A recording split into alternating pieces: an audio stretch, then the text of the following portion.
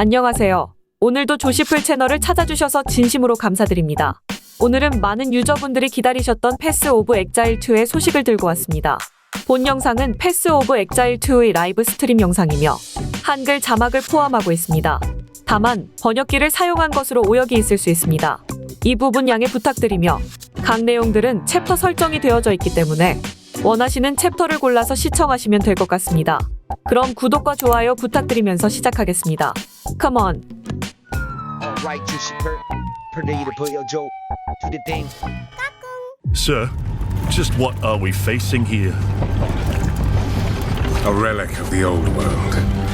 Ready your men, Captain. We will only get one chance. And remember, when you hear the whispers, call for help. Do not attack! When you hear the whispers, what do you think he was on about? It's Dorman, right? Yeah. Then Dorman. Shut your damn mouth. Why do I always get stuck with these rookies? Hey, the kid's got a mean cleave. Give him a chance. Quiet.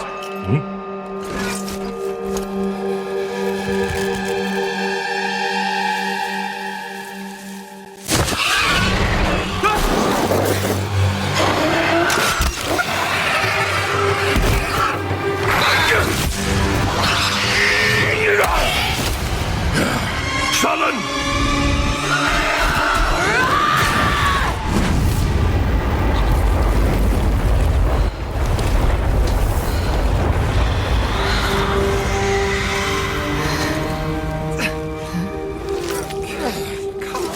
A mean cleave, eh, Captain? Rookie can't even lift his own sword. Captain Oren?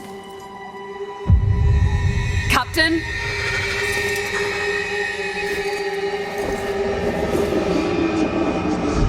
It's here. Rain! Send the signal! What the fuck? Rain! On my back, blade up! Come on. I'm ready.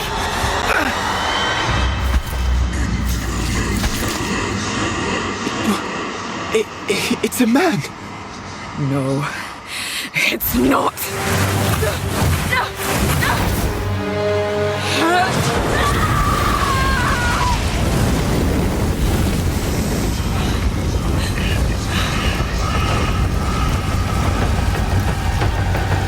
Run!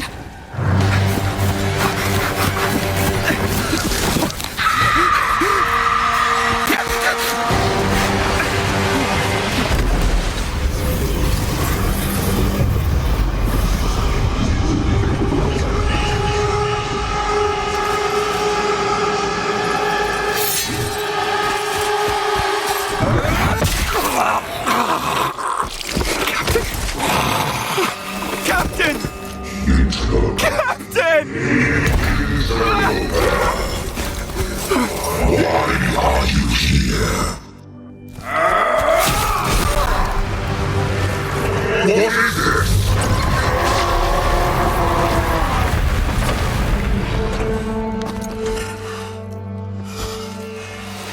Stop!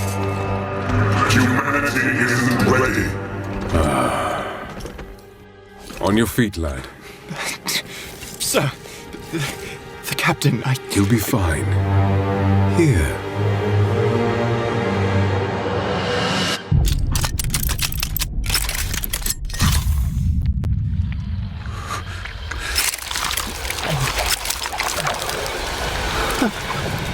What is this?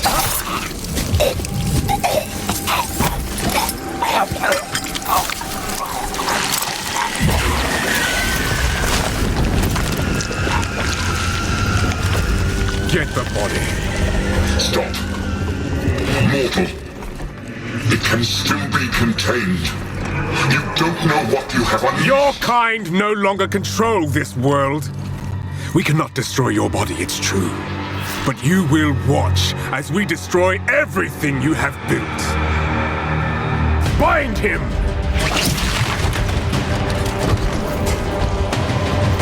Feed. Grow, my child. I'll make sure you can eat your fill.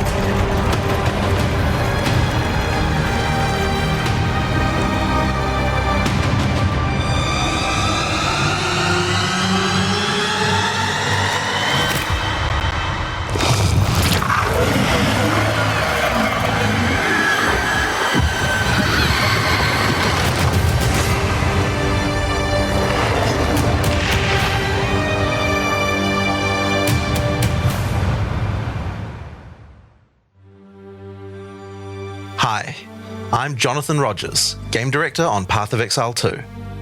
Now, Path of Exile 2 is going into early access in around 2 weeks on December the 6th. But even though it's early access, this isn't just some small taste. The game is huge. In this livestream, we're going to be introducing everything you can expect. So without further ado, let's roll the gameplay trailer. Existence is a thing of beauty, precious, but impermanent. Life and death are mortal enemies, and yet bound to one another. The continuation of life must be protected at all costs. Some have said my methods are brutal. To this, I say, there can be no salvation without sacrifice.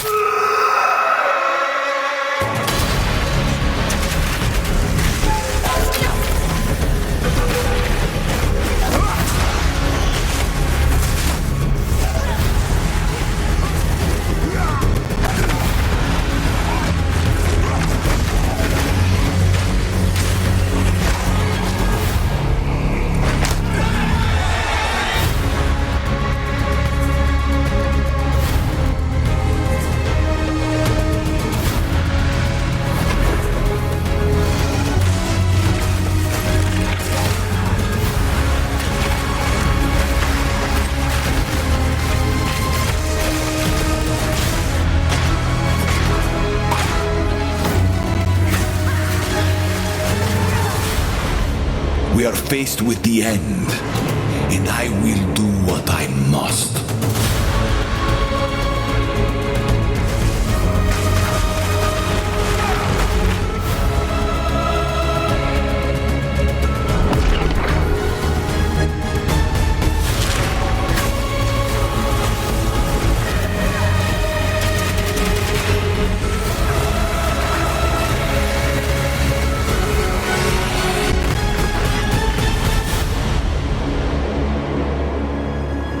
Those who obsess with death,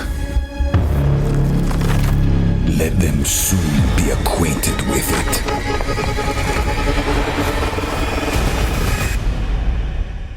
Now, as you just saw, even in early access, Path of Exile 2 is a big game. It's actually been 5 years since we announced PoE 2, and over that time we've revealed a lot, but it's been in bits and pieces. It's pretty hard to keep track of it all, so today we're going to do a full rundown of all the content that will be available at the start of early access. Classes, character progression systems, and for the first time, a full overview of the endgame. This is going to be a big one, so get comfortable. For 20 years, Rayclast has been free from any sources of corruption, but the Count of Ogham, tempted by promises of power, intends to harness it once more. The dead are rising, monsters are mutating, and madness is spreading. Under the dark influence of corruption, the Count doles out sentences of death to any who would question him.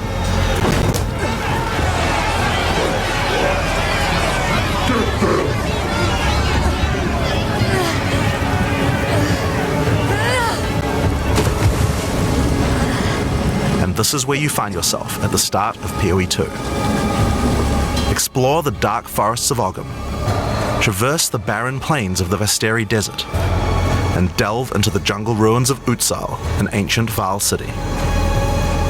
There are challenging monsters, hidden runes, lost camps and treasures, roaming merchants, and of course, unique bosses. No two areas are the same. It falls to you to track down the seed of corruption, the source of all this devastation. On the way, you'll face fearsome monsters, meet strange characters, forge unlikely bonds, and uncover lost civilizations. But first, you'll need to pick a class. Now, Early Access will initially have 6 classes available. Let's have a look at them. The Monk is a fast and furious melee fighter. He dashes in and out of combat and has mechanics that involve building up and keeping momentum. Like all classes in PoE 2, you'll want to use a wide variety of skills to mix and match different combos. To get new skills, you will first need to find skill gems. Using a skill gem will open the gem cutting menu, which shows all the active skills available in PoE 2. You can choose an existing skill to level up, or choose to engrave a new one. Since this is a level 7 skill gem, even if you pick a new skill, it will immediately be level 7, so there's no harm in trying out something new. The Monk primarily uses the quarterstaff. There are 3 schools of martial arts: lightning, ice, and wind. But don't think you have to stick to just one. The best combos are going to involve mixing elements of all 3. Let's try Killing Palm. Like many monk skills, this can be used to quickly take advantage of a specific situation. If there's an enemy on low life, you can use Killing Palm to dash to them and kill them instantly. This will provide a power charge. Then we can use a different skill to consume that power charge for a much more devastating attack. The Monk also has powerful combo skills. Tempest Bell, for example, is a skill that places a giant resonating bell. Hitting the bell causes it to ring, dealing damage to all enemies around it. You can also do things like freeze or shock the bell, which will add elemental damage to the strikes. The Monk also has a variety of abilities to empower his staff. If an enemy is close to being stunned, you can use Staggering Palm to punch them down. After that, any attack you do will shoot out wind projectiles. There are 21 active skills for quarterstaves, so this just scratches the surface of the options that you have.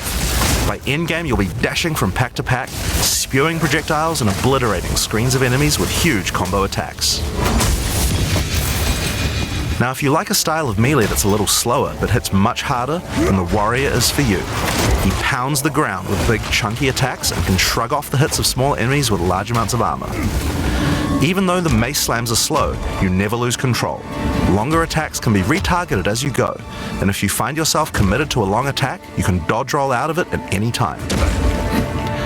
Among the skill option for maces, you will find a variety of slams, fire attacks, war cries, and shield skills. Here, I'm going to slam the ground, rending it apart with lines of fire. Any slam skill will then cause these fissures to erupt with lava. I can even run through them with a skill like Stampede to do huge amounts of damage. The Warrior can also use war cries, which can empower your next skill. Seismic Cry, for example, will double any slams from your next attack. The Stampede counts as a slam, so I can double that for even more craziness. If you want to go a little faster and be a little more defensive, equip a shield. In PoE 2, you can raise your shield at any time to block all damage from the front, even spells. While holding up your shield, your stun meter will build as you take damage, so be careful. If it reaches 100%, your stance will break and you will be vulnerable. Some enemies also have unblockable attacks, which are indicated by this red flash. If you see one of these coming, make sure to dodge out of the way. Using a shield also gives you access to shield skills, like Shield Charge, which allows you to charge towards enemies and stun them. While charging, you're also blocking the whole time, so you have full damage immunity from the front. The Warrior also has access to totems. Some totems have built-in abilities, like Shockwave Totem, which can be placed to stun nearby enemies and trigger aftershocks like those from the Earthquake. But you can also get Ancestral Warrior Totems, which allow you to use any slam skill in your repertoire. This is a meta skill, which means that it's a skill you can put other skills into. I can take a slam like Sunder and socket it into my Ancestral Warrior Totem. Now when I summon him, he'll sit there and slam the monsters from a distance. There are 20 active skills for maces, so there's a lot more to try out, but by endgame you're going to be dropping hammers from the sky, leaping fearlessly into combat, and separating the very earth you stand on. Time for some ranged attacks. The Ranger is primarily about the bow, but we wanted to make sure that she feels agile as well. In PoE 2, you can shoot while moving. Combined with all the skills the Ranger has that allow you to jump around, you will have a lot of mobility in combat. Bow skills have a variety of lightning, poison, ice, and physical attacks. Lightning attacks bounce around between targets. You can also stick lightning arrows in the ground which explode when hit by the bouncers, or electrocute enemies to take them out of combat. Ice attacks allow you to slow and freeze enemies to keep them away from you. Using poison, not only can you slowly damage your enemies from afar, but also grow some interesting plants. With 21 bow skills and all the mobility and combo tools the ranger has, you can take advantage of every situation. By endgame, you'll be creating hundreds of arrows, be they falling from the sky, bouncing around between enemies, or spraying out of tornadoes. You might have noticed in the bottom left of the screen that the flask slots look a little different. In PoE 2, you have one dedicated life flask slot and one mana flask slot. Flasks gain charges as you kill enemies, and typically allow you to heal 6 or 7 times if they're full. But that's not the only thing you can use charges for. Charms are a new item type that will automatically defend you from various debuffs or damage types. Having trouble with getting frozen? Equip a thawing charm. When it's fully charged, it will make you immune to freeze for 3 seconds if you get frozen. To recharge them, just kill more monsters. You can gain more slots for charms by upgrading your belt. The mercenary wields a crossbow that can be loaded with different ammo types, offering versatility, power, and mobility. All classes in Path of Exile 2 can be controlled with WASD, which makes this class play exactly like a shooter. For the crossbow, you will find skills that work like shotguns, sniper rifles, assault rifles, and even grenade launchers. But not only that, there are a wide variety of more interesting elemental ammos too. It's very fast to switch between ammo types, so long as you already have them loaded, which makes the mercenary able to combo abilities together for devastating effect.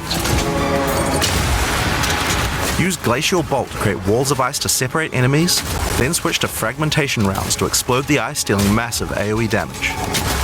If I come across an armored enemy, I could use armor-piercing rounds to break their armor, and then high-velocity rounds to take them down. Or perhaps I could fire a gas grenade to poison enemies before detonating the cloud with an explosive shot for massive damage. If you want to call in some suppressing fire, you can summon artillery ballistas. These have a minimum range, so you'll want to prepare your position carefully before moving in. There are 22 active skills for crossbows. By endgame, you'll be calling destruction down from the sky as you litter the battlefield with grenades and pepper your enemies with your automatic shotgun. If you're looking to take a backseat and let your minions do the work, then the witch should be your choice.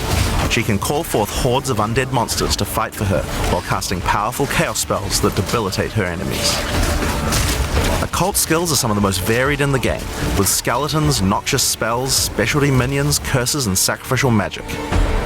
Before we talk about minions, we'll have to talk about a new resource in Path of Exile 2 called Spirit. This is a spirit gem, which allows you to pick from a range of persistent skills. All classes have a variety of these skills which can add some very interesting effects, like Arctic Armor, which does cold damage to enemies that hit you, or Raging Spirits, which summon fiery skulls each time you cast a fire spell. For the Witch, though, we'll want to be using our spirit to create permanent minions.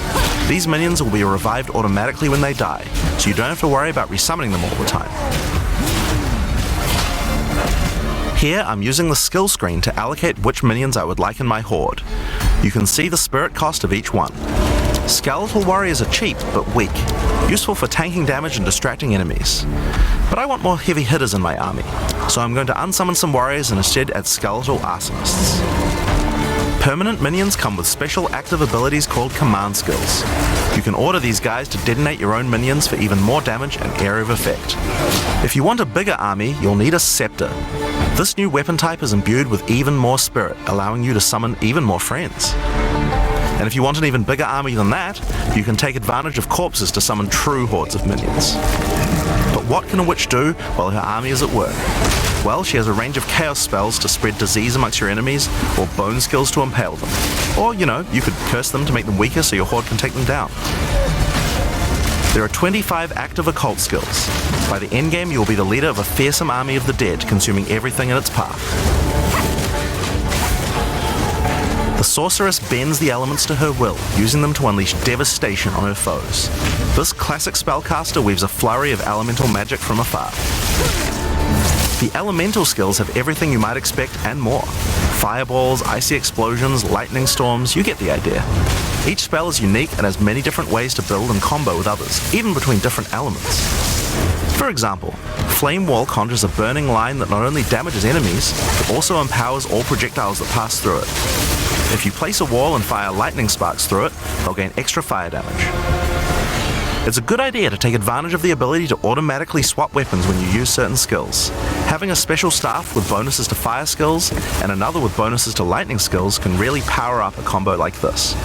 The Sorceress can also take advantage of powerful trigger gems. For example, you could grab the Cast and Ignite gem and use it with Firestorm. As you ignite enemies, a counter will go up in the top left corner. When it's full, a Firestorm will automatically be cast at the enemy that was ignited. There are 25 active elemental skills. By endgame, you'll be firing off projectiles left and right as you rain down elemental storms on your foes. Now, those are the characters that will be available at the start of early access, but we will be adding 6 more character classes with just as many skills and options as these. There's a lot more to come. There's one more important thing to mention about skills. Even though we talk about them as belong to each class, in reality there are no restrictions. You can use all these skills on any class so long as you have the attributes. For example, a Poison Ranger might want to try out using Occult Curses to increase her poison damage, or a Monk might want to trigger Elemental Ice Walls to use with his Glacial Cascade combo. The possibilities for cross-class combos are practically unlimited. We're looking forward to what kind of things you guys might find. Now, Path of Exile is a game known for build customization, and we haven't even scratched the surface of what is possible yet. So let's talk about support gems. Path of Exile 2 has a system of support gems that can be combined with your active skills to dramatically change the way they work. If you find a support gem, then right-clicking it will open up this screen. Here you will find a variety of recommended support gems for each of your skills that you can pick between. For example, this is a multiple projectiles support gem and can be used to add multiple projectiles to any skill. Normally when you fire a grenade it'll look like this. But if we add multiple projectiles, then you get 3 of them. Once you have the gem, you can also freely move it between any of the skills on your character. If you want to have a multi-shot sniper rifle instead, then simply move the gem over to your high velocity round skill. Generally speaking, if it sounds like a support gem should work with a skill, then it will work. So it's a good idea to experiment. Note that you can only have one of each support gem on your character, so you'll want to think carefully about which supports can be used best with each skill for maximum damage. Now, if you want to stick to the recommendations, you should have a perfectly good time, but if you want to experiment a bit more, then uncheck that recommended button and you can see the full list of supports that will work with your skill. There are hundreds of support gems to choose from, and even we don't know the results of all the possible ways these can interact. Each skill can have up to 5 supports socketed into it, and if you're clever you can come up with some pretty interesting ideas. Now all of this is just scratching the surface. You can make frost vortexes, break people's armor, make minions explode, make skills repeat, make enemies set each other on fire, cull enemies or pin them to the ground. Supports let you drastically change the behavior of your skills and create your own unique build, or at least follow someone's OP build guide. So, speaking of builds, let's talk about one of the most iconic Path of Exile systems, the passive skill tree. Yes, it's huge. There are over 1,500 nodes on there.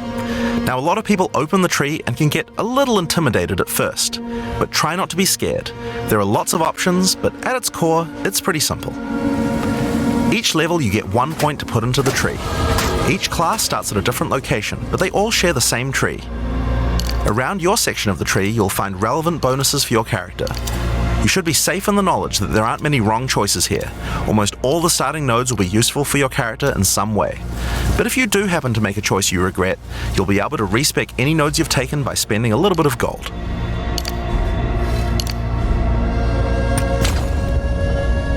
Now, the tree is generally divided up into clusters which have similar themes. In each cluster you will find small nodes that give simple bonuses like increased damage, but the real power comes from notables. Notables normally have much more interesting bonuses, and they tend to care a lot more about how your build works and what skills you're using. For example, in the mercenary area of the tree, this one gives a 25% chance for crossbow skills to not consume a bolt. And here's one that gives grenades a chance to blow up a second time. This one gives a chance for projectiles to rebound off terrain, as well as giving you some pierce chance to make that more likely. Note that even though this is in the mercenary section, this would work with projectiles from all classes, so there are often reasons to go to different areas of the tree. In order to get between these clusters, you will generally have to allocate nodes in the attribute highways. Attribute nodes allow you to pick which attribute you would like to use, so it's very easy to get points for any attribute that your gear might need. You can change which attribute these nodes give you for half price at the respec vendor. In addition to notables, you will also find even larger passives called keystones. Keystones have both an upside and a downside, and often require changing your entire build to design around them. A great example is Giant's Blood, which allows you to wield two-hand weapons in a single hand, but doubles the attribute requirements of them. You can use a two-hand mace with a shield, or even dual wield them. How about Mind Over Matter, which makes all damage go to your mana pool first before your life pool, but you lose 50% of your mana regen. Skills like these can be tough to build around, but if you're up for the challenge, they can be very rewarding. As we showed you earlier on the Sorceress, you can swap between weapon sets on the fly as you use certain skills. One of the new features in Path of Exile 2's passive tree is that you can choose to have your passive tree change as you switch between weapon sets to take advantage of specific bonuses on the tree. For the Sorceress, you might want to change between fire and lightning specialization. Or you could switch between one-hand and a two-hand setup in order to be able to block boss attacks while following up with heavy hits from your bigger mace. Or perhaps you could have a full curse setup on your witch to debuff enemies before switching to a chaos degen build for maximum damage.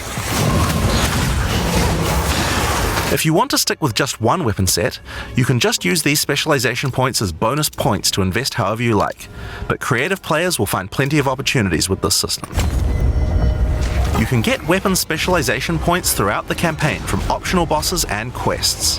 For example, if I manage to defeat the Crowbell, I'll get a weapon specialization book. There are lots of other permanent boosts available from the campaign too. On the map you can see icons that indicate the many optional encounters you can find. Some of them have permanent character boosts, and others have powerful items.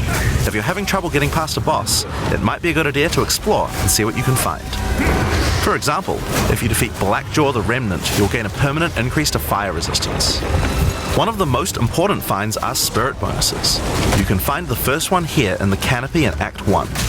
Defeat the boss in this area to acquire a permanent addition of spirit. The permanent buffs you gain from spirit are very powerful, and every class will find a use for them, so make sure you hunt down these upgrades. There's one in each act. Now we haven't even talked about the most important element of character progression, items. That's why we're all here, right? Items in Path of Exile can be broken down into 4 rarity groups: normal, magic, rare, and unique.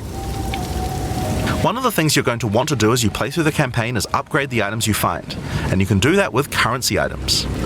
An Orb of Transmutation will allow you to upgrade a normal item to a magic item with 1 mod. You can then apply an Orb of Augmentation to add a 2nd mod, then use a Regal Orb to add a 3rd mod, and upgrade it to a rare. Finally, you can use some Exalted Orbs to add more mods to your rare to a total of 6 mods. One of the things we think is really important is to make these options available to use as you play. All the items that add mods are much more common than they were in Path of Exile 1, so that you can use them throughout your campaign playthrough. We want you to find things on the ground that can be crafted into upgrades much more frequently. As well as making the drop rates on these items much more common, you can also get them by disenchanting unwanted gear at the magic item vendor. If you disenchant magic items, you can build up to an Orb of Transmutation, and by disenchanting rares, you can build up to Regal Orbs. Another important area of crafting items in PoE 2 is sockets. Some items you find will have sockets that can have Ezomite runes placed in them that add more mods to the item. If I insert this glacial rune into my helmet, it will give extra cold resistance. This is a great way to solve problems that you have with your build, like resistances or damage. If you find socketed items that you don't have a use for, you can take them to the salvage bench in town to work towards an Artificer's Orb. This will allow you to add sockets to your existing items. Body armors and 2-hand weapons can have up to 2 sockets, while the rest of your armor and 1-hand weapons can only have 1 socket. You can also salvage items with quality to create items like armor scraps or whetstones. These will allow you to increase the quality of your items for an up to 20% boost. If you don't want to disenchant or salvage your items, you can always sell them for gold. Gold can be used to buy items from vendors, and we've tried to do a lot to make sure that the items they have for sale are actually useful. Every time you level up, they get more stock, so make sure to check back often. Other vendors offer a gamble. Pay a flat amount of gold and you'll get a random item of a specific type. This could be a great way to improve your gear, if you're lucky. Gold is also used to respec your passive skills. Take advantage of this system to experiment with your tree and rework it as required. The other thing you might want to use gold for is the currency exchange. This allows you to exchange currency items with other players on an open market, in exchange for a small gold fee. Now, all items in Path of Exile are freely tradable. We never bind anything to your character, except gold. Now, most gear in Path of Exile 2 is randomly generated, but there's another type that isn't: uniques. They are especially rare, each with a handcrafted set of unusual mods which can dramatically change a character's build. They're not just better rare items, they can do much stranger things that can fundamentally change your character. Corpse Wade will make any corpses you run through explode into clouds of poison. The Sands of Silk is a body armor that changes your dodge roll into a blink, morphing you into sand as you teleport past your foes. And of course, some uniques are just pure hits of dopamine, like Quill Rain, which just turns your bow attacks into full auto by doubling your attack speed. Each unique is something that you can build your character around. We try to make sure that most unique items have a potential use at endgame, even if you find them early on. And as you can see, every single unique item comes with custom art to match. The last character progression system that you can do during the campaign is Ascension. Starting in Act 2, you will come across Ascension Trials, tests that you must complete to unlock your Ascension class. We'll explain these trials soon, but first let's take a look at what Ascending can do for your character. Each class has access to 3 Ascendancy classes, but at the start of Early Access, only 2 per class will be available. Ascendancy classes are unique to each character class, so choose wisely. They can drastically affect how you build your character. As a sorceress, you could become a Stormweaver, a master of the elements. Tempest Caller causes elemental storms to be summoned each time you do a critical hit with a spell. With Strike Twice, you can stack 2 copies of Shock for more damage, and going deeper into the tree, you can make all your damage types apply Shock. Make a Shock build from any skill. Alternatively, you could become a Chronomancer and command time itself. She literally has the ability to stop time with Time Freeze. Not only that, but she has many other time manipulation abilities. Using Temporal Rift, she can teleport back to a previous location, resetting her life and mana back to what it was. Or with Time Snap, she can reset all her cooldowns and cast all her spells again. On the Warrior, you can choose between the Warbringer or the Titan. The Warbringer channels the might of his ancestors to gain tremendous power. Using Answered Call, you can summon ancestral spirits linked to each of your totems. With Jade Heritage, you can encase your body in a protective layer that absorbs all damage until it breaks. Warcaller's Bellow allows you to explode the corpses of your enemies. And with Great Wolf's Howl, you can ignore the cooldowns of your war cries. Let all that anger out. The Titan class is all about hitting big. With Earthbreaker, every slam is a chance to create an aftershock. With Crushing Impacts, every hit becomes a crushing blow, which will allow you to stun your enemies with ease. With Surprising Strength, you can take advantage of stunned enemies to deal 40% more damage. As a ranger, you might choose to be a Deadeye, an expert markswoman who can take down foes with style. With Endless Munitions, every attack gains an extra projectile. With Gathering Winds, she gains a small increase to movement speed with every attack, but be careful, she loses them when getting hit. With Eagle Eyes, she will never miss, allowing you to stop wasting all those passive points on accuracy. Alternatively, you could become a Pathfinder, the master of flasks and poison. She can choose from one of several throwable concoctions, allowing her to spend her flask charges to throw explosive bottles that deal various types of damage. A bleeding concoction will make your enemies bleed, while a fulminating one can shock your enemies, allowing you to do extra damage. Contagious Contamination allows her to spread poisons between her foes, while Overwhelming Toxicity doubles the number of stacks they can be infected by. Running Assault allows her to move much more quickly while firing, while Relentless Pursuit makes her totally immune to being slowed by enemies. The Witch can ascend into the Infernalist or the Blood Mage. As an Infernalist, she can summon a loyal Hellhound companion. The Hellhound sets enemies on fire, as well as taking a percentage of the damage if the Infernalist gets hit. With Pyromantic Pact, you can turn your mana into Infernal Flame. As you cast more spells, the flame builds up, and if it overflows, you'll take damage. Using Bringer of Flame, you'll want to make sure you keep the flames topped up. While your Infernal Flame is above 30%, all damage from you and your minions will ignite enemies. She can also transform into a literal demon. While in demon form, she takes an increasing amount of damage, but her cast speed and damage increase rapidly as well. So if you're planning on transforming into a demon, make sure you stack a lot of life recovery. She can also become a Blood Mage, a master of life and energy. All Blood Mages must pay the price of making skills cost life as well as mana, but in exchange, every monster they kill will drop life remnants, which allow them to quickly gain back that life. With Crimson Power, she can gain large amounts of extra life, and with Vitality Siphon, she can use her spells to leech life back as well. Once you've got a significant amount of life, you can use Gore Spike to make your critical hits deal incredible amounts of damage. A monk who is in tune with the elements might become an Invoker. With Elemental Expression, the Invoker will create waves of elemental power each time he does a critical strike. With Faith as a choice, you gain the ability to meditate, allowing you to double your energy shield. Choose between I am the Blizzard or I am the Thunder to specialize in cold or lightning. And I Shall Rage will allow you to turn into an unbound avatar. Each time you apply a status ailment to an enemy, you gain Unbound Fury. When you have enough, you transform into an avatar to deal way more damage and inflict even more elemental ailments. Some monks choose to reach into the darkness instead. The Acolyte of Traile can exchange their mastery of spirit for darkness, a resource that can be utilized to both absorb and deal damage. The Shroud of Darkness will protect you from all damage incoming, but if you take Grasp of the Void, you will deal extra chaos damage from all the darkness you have.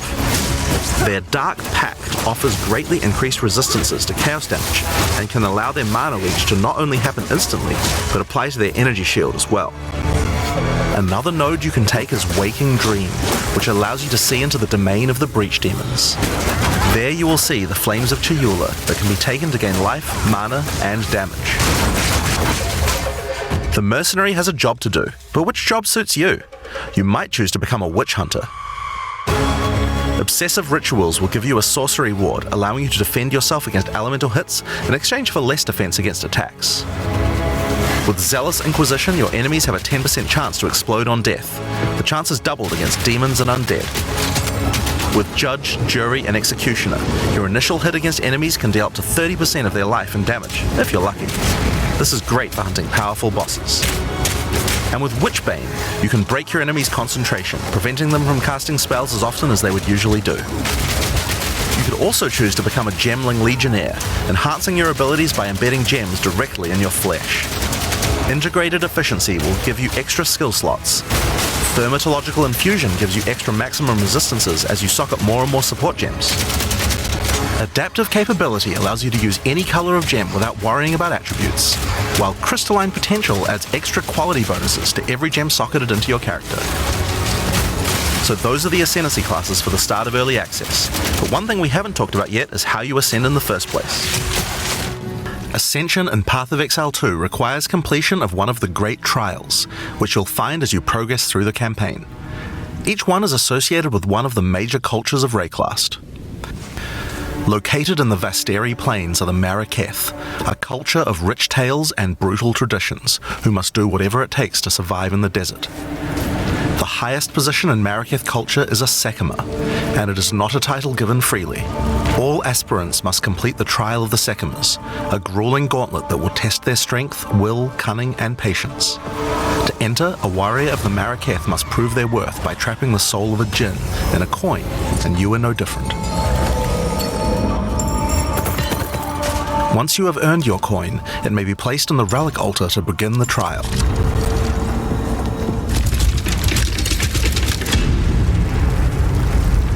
In the Trial of the Sekimas, each room has its own challenges to overcome.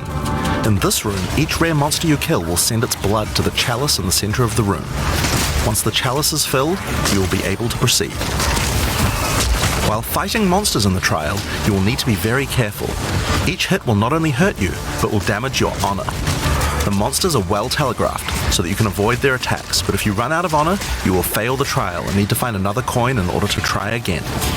It is a good idea to make sure that you are well prepared before challenging the Trial of the Secumus.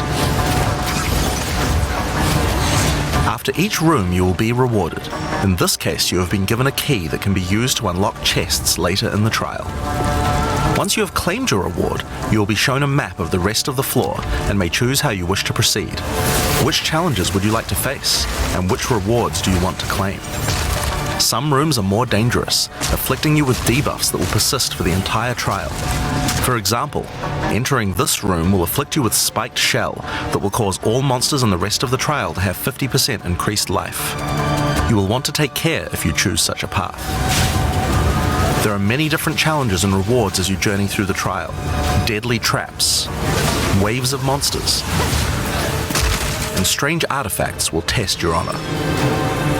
As you progress, you'll be able to gain boons from the Jinn, which will help you on your journey. For example, the Secuma's cloak will revive you once if you die, giving you a second shot at a run. One of the rewards you may find is Sacred Water, an extremely valuable and treasured resource to the Jinn and the Maraketh. Trading it with the Jinn will allow you to receive many benefits. You can recover honor, gain additional boons, or remove afflictions. At the end of the floor, you'll find a powerful boss which will truly test your limitations. In order to ascend, you will need to defeat him.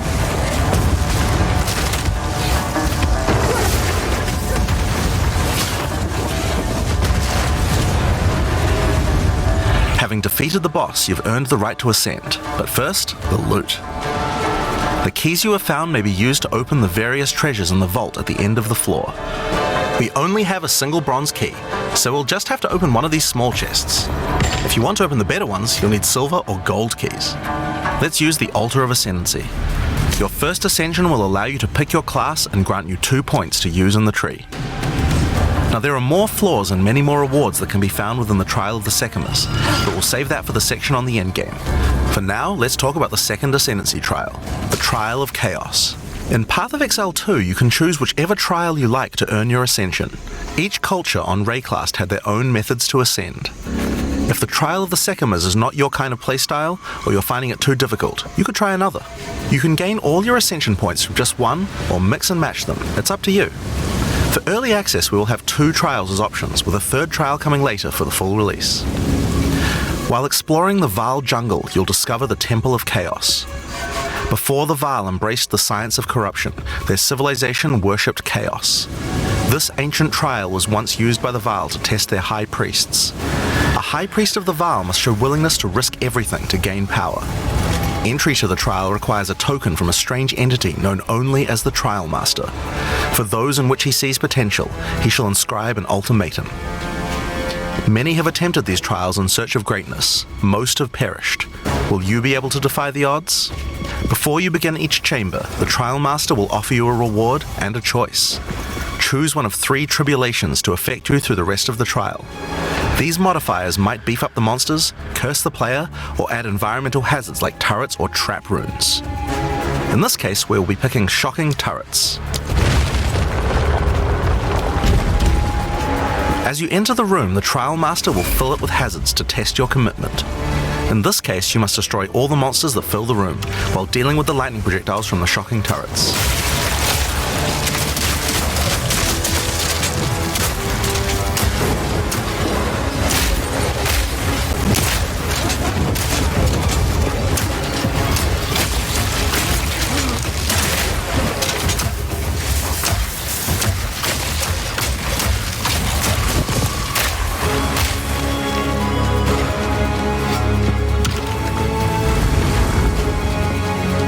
After each room, you will need to make a choice.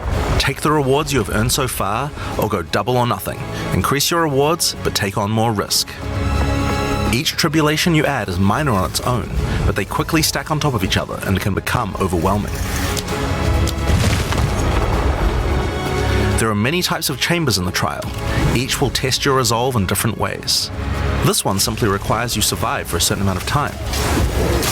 Another requires you to escort the stone idol through the level as elevators full of monsters descend to attack you. Should you be able to get through the first 3 chambers, you will face your first boss. The order of the bosses is random, and combined with the tribulations you have selected, the fight will never feel the same. After defeating the boss, you may claim your rewards. Of course, there are the items, but you also gain the right to ascend. If you already did the Trial of the Secondments, then you can claim 2 more points to add to your Ascendancy class.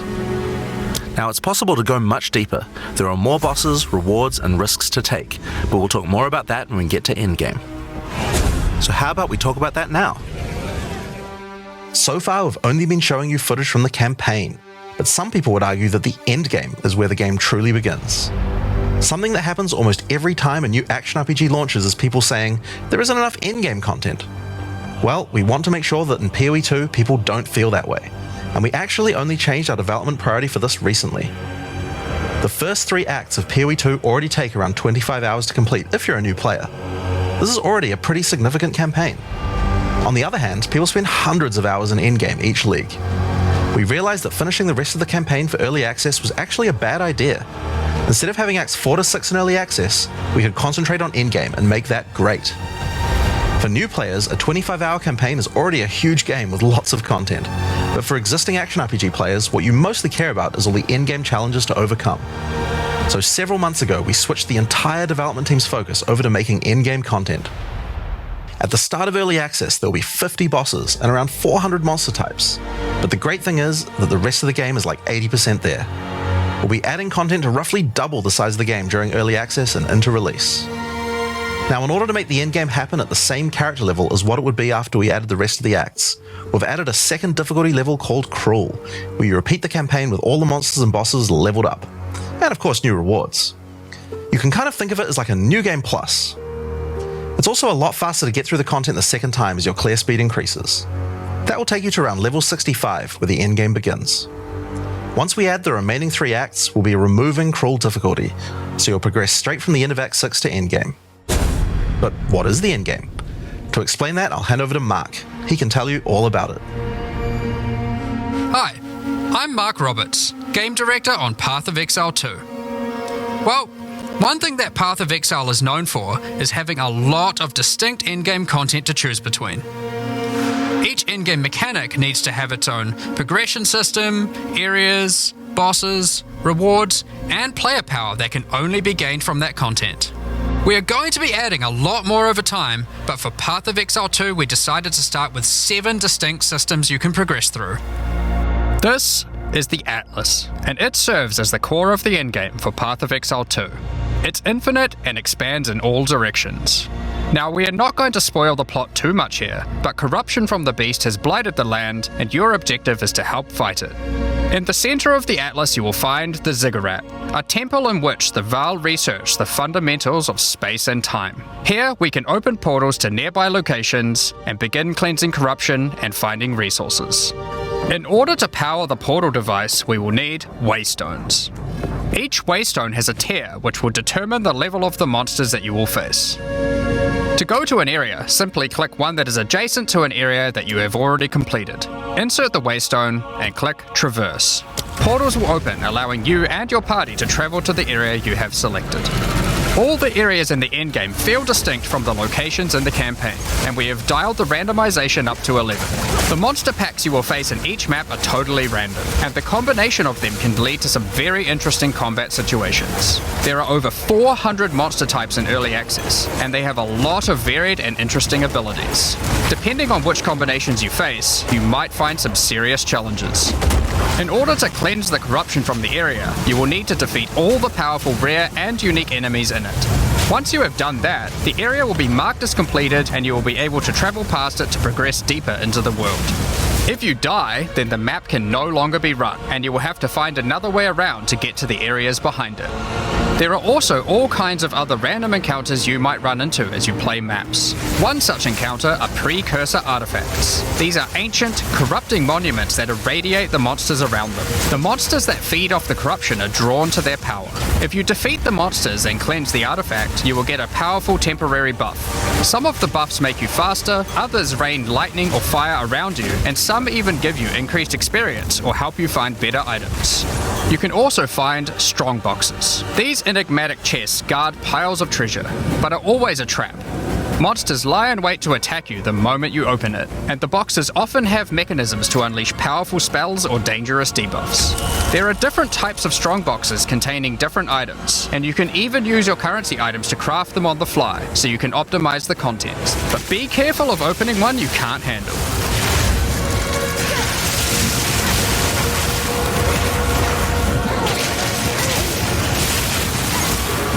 Sometimes you'll discover monsters frozen in essences, solidified crystalline corruption. These dangerous monsters can be broken free. If you defeat them, the essence they drop can be used to upgrade normal items to magic items with a guaranteed mod from a category. For example, we could use this one on some boots to ensure a movement speed mod. Rarely, essences will also drop that allow you to upgrade magics to rares, adding the guaranteed mod.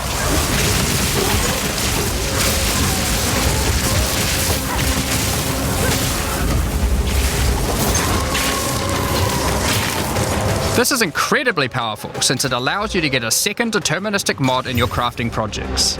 Combining these with the currencies that are commonly found in Rayclast for modifying items, and we can get a very nice pair of boots indeed. Waystones, like all items, can also be crafted using your currency items. Adding prefix mods will improve the rewards, while suffix mods increase danger. The more dangerous a map is, the more waystones will drop. Adding mods to your waystones is key to progressing to higher tiers and sustaining them, but it will require you to take on larger challenges. There are a variety of factors you'll have to consider when crafting your waystones. Some maps will have higher density, some lower, some have more magic and rare chests, or monsters, some are more linear and others more open. Make sure you explore and think about what makes certain maps good if you want to maximize your returns. As you cleanse corruption from higher and higher tiers of the Atlas, you will gain points that you can spend in the Atlas tree. This tree allows you to juice the danger and rewards of all areas in the endgame. You could increase the number of monsters, the number of rares, the number of precursor artifacts or strongboxes, even the quantity of item drops. As you explore the endgame world map, you'll notice various different biomes, from snow-capped mountains to dense jungle valleys. Most maps are restricted to certain biomes. As you continue to explore deeper into the Atlas, there are all sorts of things to discover. These cities are constructed by different peoples of Rayclast, and have specific items that can be found there. These strange structures marked on the map don't appear to do anything for now. Perhaps you'll work out how to use them later. You might find unique maps like Untainted Paradise, an undisturbed island full of beasts that give an extreme amount of experience. You may even find a lonely man just enjoying his retirement who will give you a unique item for free. In addition, you can find special areas that would make a good spot to set up camp. Clear these areas of their hostile inhabitants, and you'll be able to claim them as your own hideout. You can decorate your hideout as you see fit, and invite various NPCs to join you there to create your own personal base of operations. A great tool for exploration are towers. These mysterious precursor constructs are dotted around the Atlas. Completing the tower will reveal a large area around it, allowing you to scout out your next challenge. There are lots of things to find, so keep looking. Some sections of your Atlas are influenced by corruption. This adds extra modifiers to the maps in the region, increasing difficulty and rewards. Here, slaying monsters in close proximity to each other will cause the vestiges of corruption within them to merge together, forming powerful and grotesque abominations. You may have noticed while looking at the Atlas that some of the areas have these icons above them. The icon indicates that the area contains some kind of special encounter. This icon indicates that the area has a powerful boss. Because only 1 in 4 maps contain a map boss, we are able to make them very powerful and very rewarding. These bosses come from the campaign, but have had their difficulty increased with changes to AI and some of their abilities. It's worth noting that because you can see where the bosses are, you can choose to take them on or avoid them. If you do choose to hunt bosses though, then you will be rewarded with special points for the boss hunting section of the Atlas skill tree. The points here will allow you to specialize in boss killing, giving you much greater rewards for defeating them. For each each different type of content in the endgame, we are adding specialized trees in order to make it so you don't feel the need to respec your points when you change between different types of content. We will be showing you 7 of these by the end of this presentation, so there is still a lot more to come. Bosses are not the only icon you will see on the Atlas. Let's take a look at one of the endgame systems, Breach. If you played PoE 1, you might be familiar with Breach. For PoE 2, we have created sequels to several PoE 1 leagues. While the mechanic is familiar, the monsters, bosses, rewards, and progression are all new. A breach is a tear in the fabric of reality. Opening it will allow you to see the demons and otherworldly monstrosities that lie in wait on this other plane of existence. By engaging with a breach, you'll create a bridge between their world and Rayclast. In order to keep the breach open, you will need to kill the demons that pour forth. The faster you can kill the monsters, the more monsters you will fight, and the more loot you will find. You can also find clasped hands that will open and drop more items if you run over them. These can be a good boost to the rewards of the breach, so keep an eye out. One of the rewards that you may find while fighting monsters from Breach are tablets. Tablets are special items that can be used with precursor towers to add more encounters to the Atlas. Breaches will drop breach tablets. Clicking on a completed tower will allow you to consume the tablet to add more breaches to areas within range of the tower. This makes all the content in the Atlas self-sustaining. Want to do more breaches? Find the tablets, add them to your towers, get more breaches, getting more tablets. Soon your Atlas will be covered in otherworldly domains. In addition, like all items in PoE, you can craft them. Use your currency to add mods to your tablets, allowing you to upgrade all the breaches in range. Tablets can have up to 2 mods. These mods do things like adding extra rare monsters, extra clasped hands, or even monster density of breaches, allowing you to keep them open longer. Often you will find multiple towers near to each other with overlapping areas of effect. This can allow you to really juice the mechanic by stacking the mods from multiple tablets. In your fight to hold the breach demons at bay, you may want to use the powers of their world against them. Each endgame mechanic always has player power that can only be gained from that mechanic, and Breach is no different. In Breach, you will find catalysts, items that can increase the quality of rings and amulets by improving specific mobs. You can also find Breach Rings, a special base type that can have its quality improved by catalysts up to 50%. In this case, you could create a ring with around 170 life. Breach Rings can become some of the strongest rings in the game, giving you some good motivation to face the demon hordes. In addition, each endgame mechanic needs to have a pinnacle endgame encounter. While killing Breach monsters, you may find Breach Splinters. Collect enough of these and you'll be able to create a Breach Stone.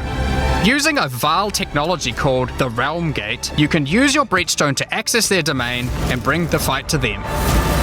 In this twisted domain, you will find nothing but a single massive breach. Triggering it will reveal hordes of breach inhabitants.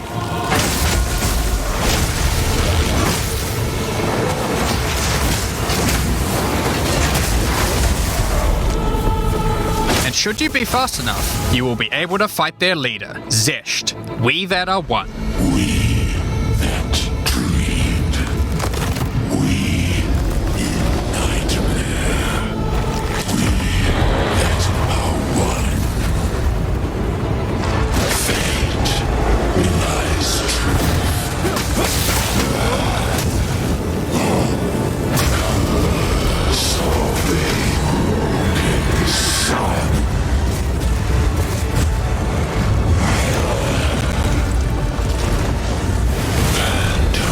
This is just one of the pinnacle encounters of PoE 2. We won't be showing the rest of them, so you will have to discover them for yourself. But rest assured, this is some of the hardest content we have ever made. All these encounters have specific uniques that can only be found from them, but that's not all. We still have the progression system.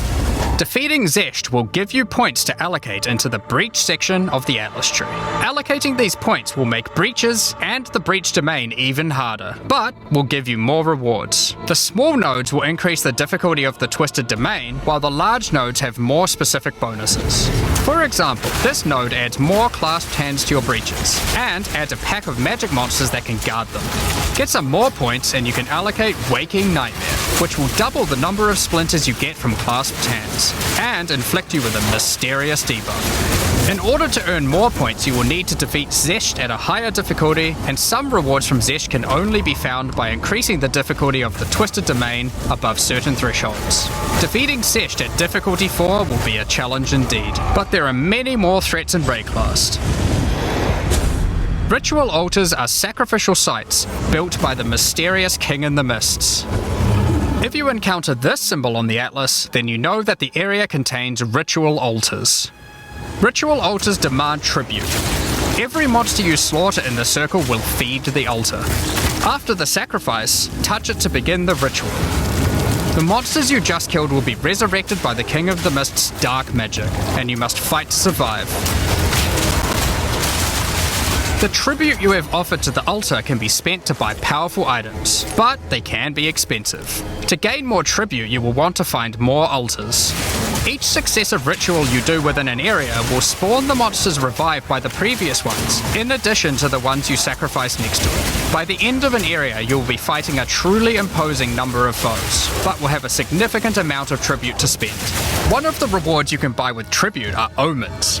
These are special items that allow for meta crafting. Crafting items that affect other crafting items. Have an item with good prefixes but bad suffixes? This omen will help you to remove the mod you don't want while keeping the ones you do. There are a bunch more of these with different effects, but we will leave them for you to discover. Now don't forget that Ritual will also drop tablets, which can be used to specialize into getting more rituals. If you want to get to the Pinnacle Boss of Ritual, then you will probably want to use them. They can also be crafted to grant mods, making your rituals more rewarding.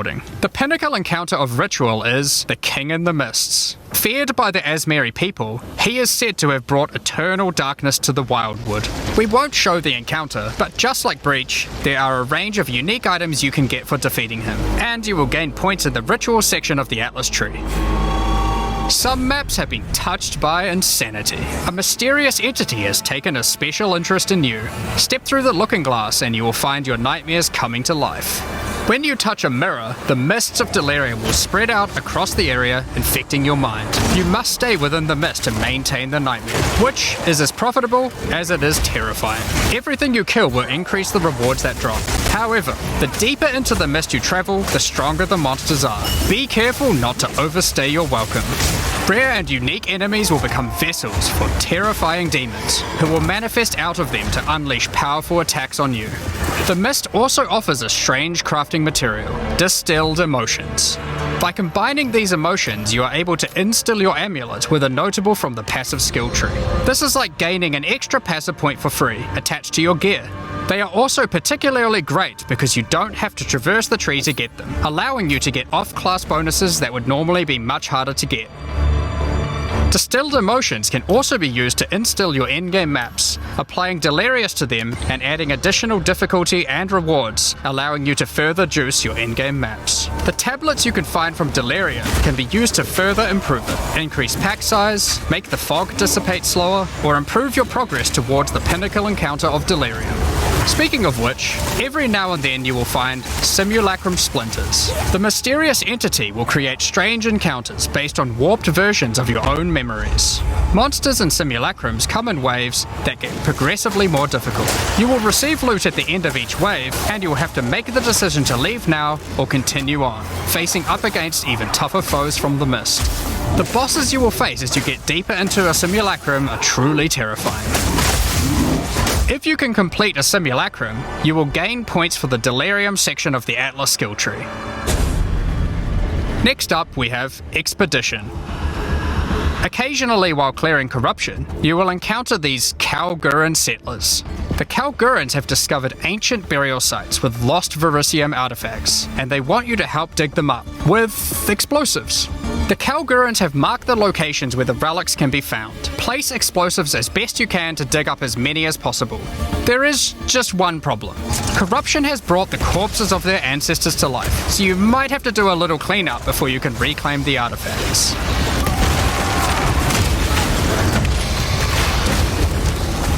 You can also find remnants, the destruction of which will further anger the restless dead. Each one you blow up will make the subsequent monsters more powerful, but also more rewarding. Danig, Rog, Tujin, and Gwenin will exchange the artifacts for useful items and runic magic. You can also find tablets to increase the number of expeditions and the rewards. This one increases the radius of explosives, while this one increases the number of remnants you will find. Eventually, you might discover a logbook. These are special maps full of buried treasure and relics, essentially one giant dig site. Here, you can create an extremely long chain of explosives and go through a very high number of remnants. But be careful, many remnants have mods that can really brick your build, so you will probably want to avoid these ones. If you add too many remnants, you could easily make the encounter harder than you can handle. There are all sorts of interesting things buried under the ground in logbooks. You might find dripping caves and hidden pirate caches, but the most powerful encounter is Olroth, the ancient undead commander of the Knights of the Sun. Defeating him will grant you unique rewards, as well as points to spend in the expedition section of the Atlas tree. So those are the endgame systems on the Atlas, but we are not done yet. The trials we talked about earlier have much more content when you get to Endgame 2. Just like the other endgame systems, they also have progression mechanics, unique rewards, and player power that can only be gained from them. As you get higher level coins for the Trial of the Sycamores, you will unlock more floors to explore. Each floor has its own challenging rooms and a floor boss that you will need to kill.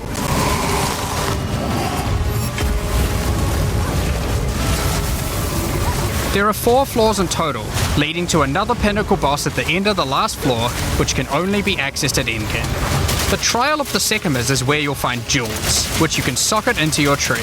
These are like passives that you can craft with your currency items. They can be really powerful as they allow you to stack modifiers that may not be easily accessible on the tree normally. This jewel gives lightning damage and shock chance, for example. There are quite a few jewel sockets on the tree, so it's possible to gain a lot of power here. There are also other types of jewels that don't provide any bonuses themselves, but affect other passives surrounding them. This jewel increases the effect of small nodes and radius by 25%. With careful placement in the tree, you could get a significant amount of power from it.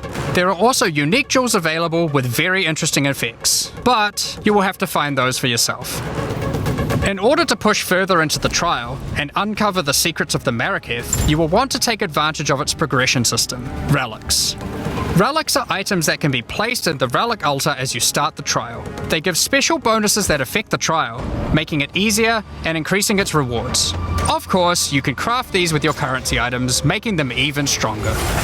If you can complete the entire trial overcoming all 4 floors, the final boss will reward you with one of many unique relics. These relics will be consumed when used on your next run, but can reward you with unique and powerful items. For example, this is the Last Flame. If you use it, you will have only 1 honor for the entire trial, so you will need to do a completely hitless run. The Trial of Chaos also extends into the endgame. As you gain inscribed ultimatums of higher and higher levels, the number of chambers that you can go through increases.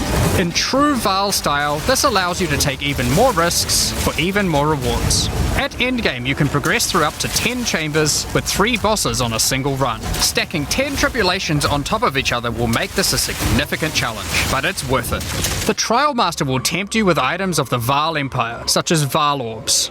Vaal Orbs are powerful crafting items that corrupt your gear with random mysterious outcomes. Corruption prevents an item from being modified further, so it has to be the last step of your craft. But it's also the most impactful one. For example, if you use one on your body armor, it might add a new powerful enchantment, or it might re-roll up to half of its modifiers. Vaal Orbs also have the ability to add a socket, allowing you to bypass the normal restriction of how many sockets an item can have. A body armor could get up to 3 sockets this way, allowing for a significant number of mods. Vaal Orbs can even modify uniques. Adding enchantments or sockets to uniques can make them incredibly powerful, but there is a good chance that you will break them as well. The Trial Master will also occasionally offer you soul cores. Originally formed by Chaos, the Vaal sought to replicate soul cores through human sacrifice rituals and blood magic to power their civilization. Soul cores are powerful socketable items, with mods that cannot be obtained from regular runes. Like all endgame content, there is of course a Pinnacle Boss. The final chamber will drop keys to this mysterious door. Some say this is where the Traile Master himself resides. Perhaps you are willing to take the risk to find out. Had enough yet? Because there is still just one more thing. The most difficult content in Path of Exile 2. While mapping, you might come across this fortress that has emerged from underground, surrounded by an enormous maze riddled with danger. Is the maze preventing something from getting in, or something getting out? This fortress is of ancient origin, and its construction has similarities to the towers and tablets that you have been using on your journey through the endgame. It is clear from the entrance that there are 3 keys required to enter. Local factions are vying for access to the fortress in order to seize the power they believe will be inside. Each of the factions' leaders have managed to get their hands on one of the keys, so you will need to defeat them. Each faction is led by an Uber-Act boss. You can see one of them inhabiting the city, but in order to fight him, you will first need to defeat their 2 lieutenants in the adjacent zones. Be careful. If you fail against either of the lieutenants, or to kill the leader, they will move on, and you will need to find them again. Kill all the Uber bosses and you will gain access to the fortress. We aren't going to spoil it as we can't wait to see you guys attempt it for the first time. But is there a tree you get points in after killing it? Of course there is. This is Path of Exile. There is always another tree. So these are your challenges for PoE 2. As you can see, this project is crazy huge, way bigger than even we expected when we started out. But how do you gain access? Well, during early access you'll need a key to get in. To thank our existing PoE supporters who have spent more than $480, we'll be giving you guys a key for the PC version for free. Anyone else who wants one can get one by purchasing one of the new early access supporter packs that have just been released to the store. If you just want early access to PoE 2, then you can get a key in the $30 early access pack. The pack also comes with $30 of points to spend in the MTX store. But we also have a variety of other supporter packs filled with exclusive microtransactions, points to spend in the store, and even physical items. The cosmetics can be used right now in PoE 1 and in Path of Exile 2 when early access starts. Most of this footage has been recorded in Path of Exile 1, since that's where you can use them immediately. The Lord of Ogham supporter pack contains a cosmetic armor set befitting of the Count of Ogham himself. There is also a matching back attachment which has an alternate variant depicting the influence of corruption. Also in this pack you can find a portal formed of the rusted armor of the fallen soldiers in the Red Vale of Ogham, and the offspring of a vicious crowbell boss found in the hunting grounds. This one doesn't look so vicious though.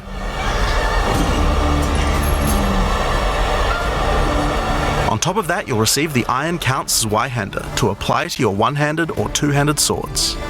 For those who are wanting to decorate your hideouts with fond memories and tales of Path of Exile's history, you will also get a series of hideout statues. This pack contains the statue of Hillock. For Path of Exile 1's closed beta, each pack contained a true New Zealand icon, the Kiwi. Following this tradition, all packs in this series will also contain a new themed Kiwi pet. The pet will loyally follow you into battle, but run away at the first sign of trouble. Become the ruler of the desert with the King of the Faradin supporter pack. Show your mastery of traversing the sands of the Vasteri Plains. The body armor will allow you to glide along the ground with ancient sand magic. Now each armor set comes with body armor, boots, gloves and helmet, but the boots are covered in sand. If you'd prefer to show them off, you can turn the gliding off if you want. The accompanying back attachment equips you with 2 powerful pillars that can control and manipulate lightning. They will periodically release their energy in a powerful blast while in town, and hover in a circle around you, arcing lightning between them, forming a barrier of energy. Replace the appearance of any bow with the Faradin's Glory skin, or replace the appearance of a spear with the Tyranny's End spear skin. This spear skin can be applied to staves and war staves in Path of Exile 1.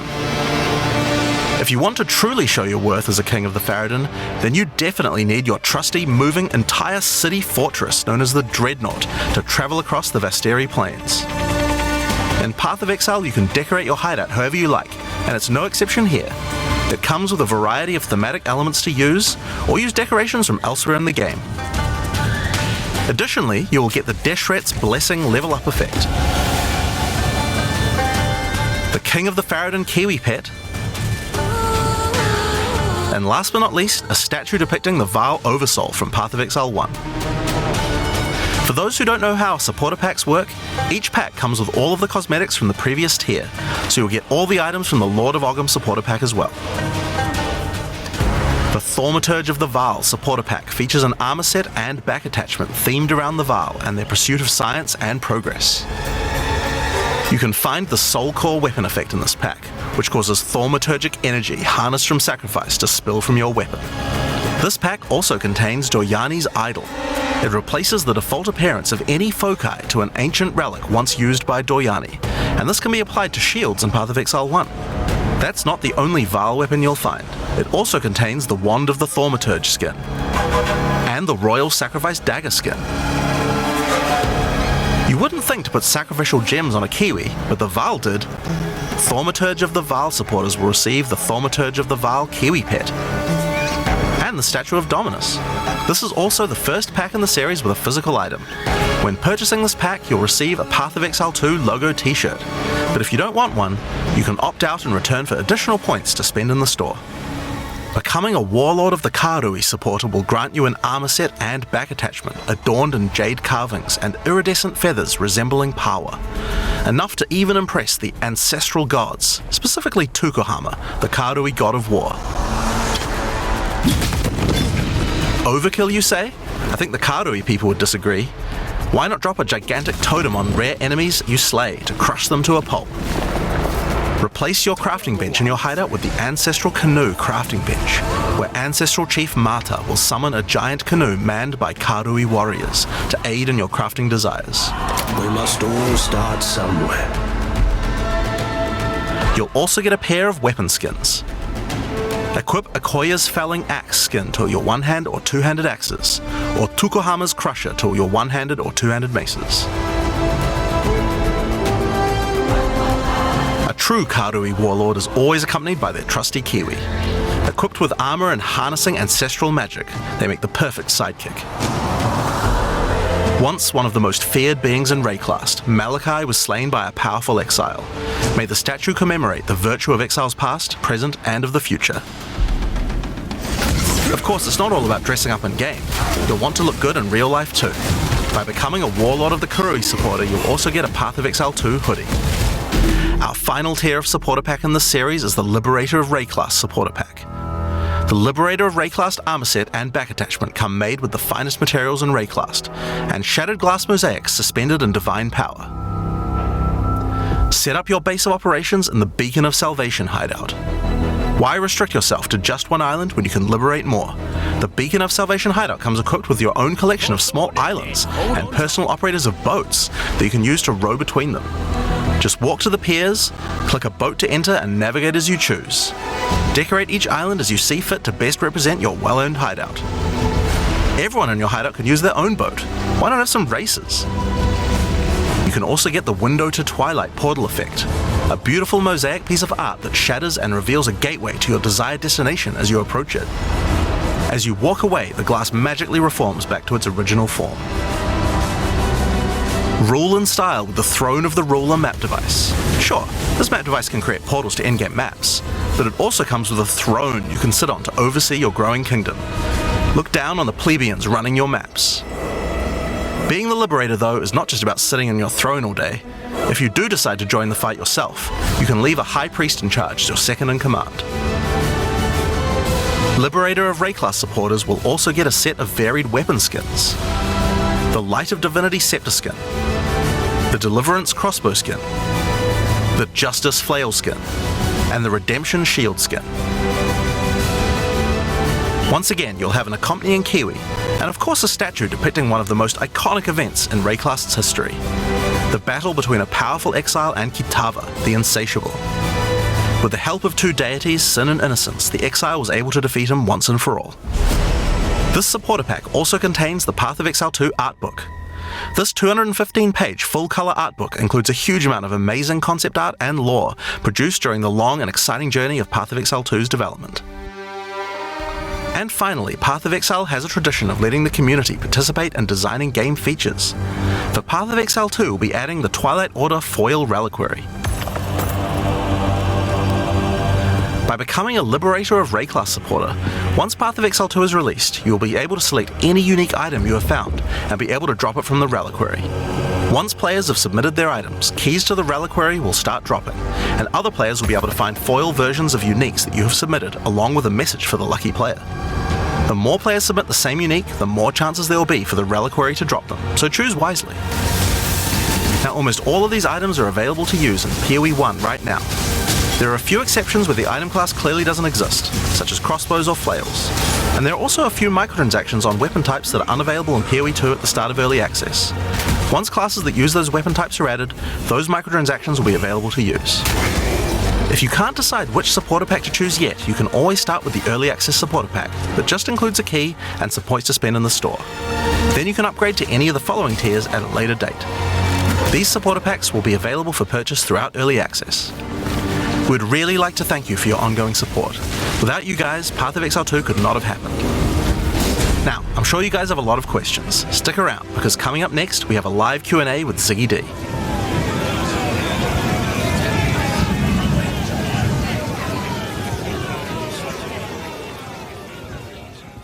여러분 재밌게 보셨나요? 재밌게 보셨다면 구독과 좋아요로 혼내주세요. 다음에 또 만나요. 제발.